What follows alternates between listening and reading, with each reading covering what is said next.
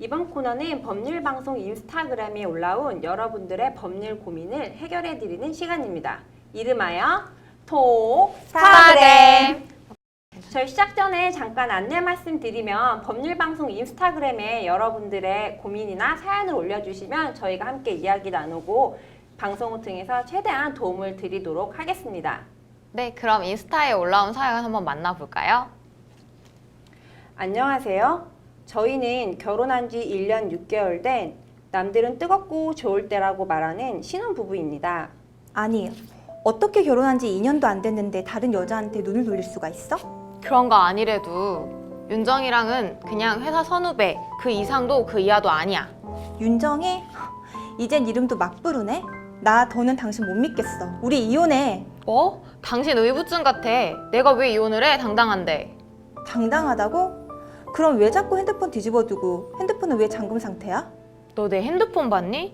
야, 이거 범죄야. 개인정보 침해라고. 그런데 아무리 생각해도 심증만 있을 뿐 물증이 없는 거예요.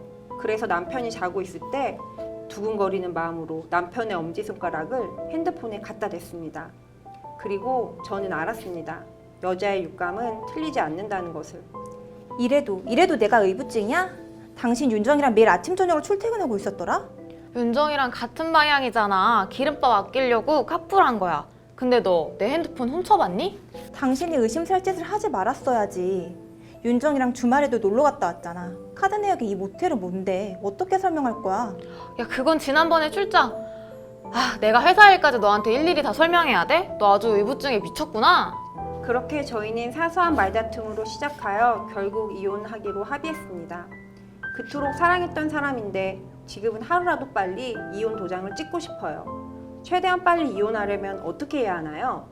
아, 이거 제가 연기했는데도 너무 열받는 것 같아요. 사실 핸드폰 뒤집어 놓는 거 그거 비밀 있는 사람들이나 하는 거 아니에요? 저는 사실 그렇게는 생각 안 해요. 사실 퇴근하고 나면은 회사 일에 더 이상 엮이고 싶진 않거든요. 근데 남편분께서 왜 핸드폰을 뒤집어 놓았는지에 대해서 아내분께 설명을 했다면 이런 오해를 조금 풀 수 있지 않았을까 싶어요. 근데 저희가 사연 내용을 전부 공개해드리는 못했는데 보내주신 카톡 캡처 내용을 보면은 아내분께서 충분히 좀 의심할 만한 상황이 있었던 것 같긴 하더라고요. 솔직히 저 같으면 이 같은 상황에선 절대 이혼 안 할 것 같아요. 사실 이 상황에서는 아내분께서 이혼을 안 하시겠다면은 이혼 자체가 힘든 상황이긴 해요. 맞아요. 우리 법원은 이혼에 관련해서 유책주의 제도를 채택하고 있죠. 그래서 일방에게만 유책성이 있는 경우에는 이 유책성 있는 배우자가 이혼을 청구할 수 없어요. 대표적으로 그 홍상수 감독 같은 경우를 보더라도 홍상수 감독이 유책 배우자이기 때문에 법원에서 이혼 청구를 받아들이지 않았어요. 네, 사연 속 아내분이 남편을 사랑하셨던 만큼 그 배신감이 매우 크신 것 같아요. 특히나 이 기간이 다름 아닌 신혼이잖아요. 그래서 그 배신감은 정말 말로 할 수 없을 것 같은데요. 그러면 저희가 사연을 보내주신 분께 좀 답을 드리면 통상 빨리 이혼을 한다 이러면 협의 이혼이 제일 빠르다라고 생각들을 하시는데 이 협의 이혼에는 숙려기간이라는 것이 있어서 이제 조정 이혼이 더 빠르게 진행될 수도 있거든요. 네, 맞아요. 협의이혼 같은 경우에는 자녀가 없는 경우에는 숙려기간이 1개월 정도 시간이 필요하잖아요. 그렇기 때문에 숙려기간이 없는 조정으로 이혼을 진행하시는 게 훨씬 빠르게 처리하실 수 있는 방법이긴 해요. 그래서 송혜교, 송중기 커플도 조정 이혼으로 이혼을 하는 걸까요? 네, 아무래도 그런 측면을 절대로 고려하지 않았다고는 할 수 없을 것 같아요. 근데 아무래도 송중기, 송혜교는 대중의 시선을 많이 받는 공인이잖아요. 그렇다 보니 재판을 반드시 출석해야 되는 그런 협의 이혼이라든지 뭐 재판상 이혼보다는 조정 이혼을 택한 것 같은데요. 조정 이혼의 경우 같은 경우에는 반드시 양 당사자가 재판에 출석하지 않아도 가능하거든요. 그래서 이와 같은 제도를 뭐 재벌이라든지 연예인분들이 많이 이용하시긴 하더라고요.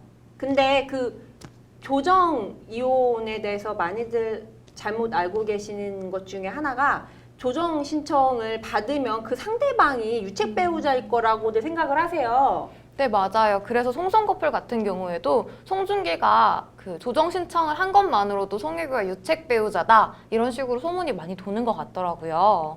네, 유책 사유 자체는 사실 당사자만 알겠죠. 근데 이제 조정 이혼 같은 경우에는 어떠한 이유로 이혼을 하는지 그 귀책 사유가 드러나진 않아요. 그렇기 때문에 이 사안 같은 경우에도 아무래도 조정 이혼으로 끝나고 재판상 이혼처럼 그 이혼 사유가 드러나지는 않을 거라 생각이 들어요. 우리 이혼 사건 진행하다 보면 당사자들 얼마나 스트레스 받고 힘들어하고 아파하는지 보잖아요. 그래서 저는 이 송중기, 송혜교 커플이 공인이라고 어떻게 보면 좀 과도할 정도로 이제 세간의 관심이 집중되는 걸 보니 좀 안타까운 마음도 들긴 하더라고요. 근데 팀장님, 연예인 걱정이 제일 쓸데없는 걱정이라고 하시지 않으셨어요? 그렇지만 우리의 송중기잖아요. 세상 어디에도 없는 착한 남자. 네, 사안으로 좀 돌아가 봐도 되겠죠. 네, 사연을 주신 이 사연자분들께서는 뭐 협의 이혼에 대해서 어느 정도 협의가 조금 되신 것 같은데요. 이혼에 대해서 협의가 됐다면은 뭐 아까 말씀드렸던 숙려 기간이 있는 협의 이혼보다는 좀 더 빠른 이혼을 원하신다면 위자료도 받을 수 있는 조정 이혼을 한번 생각해 보실 것도 추천드려요.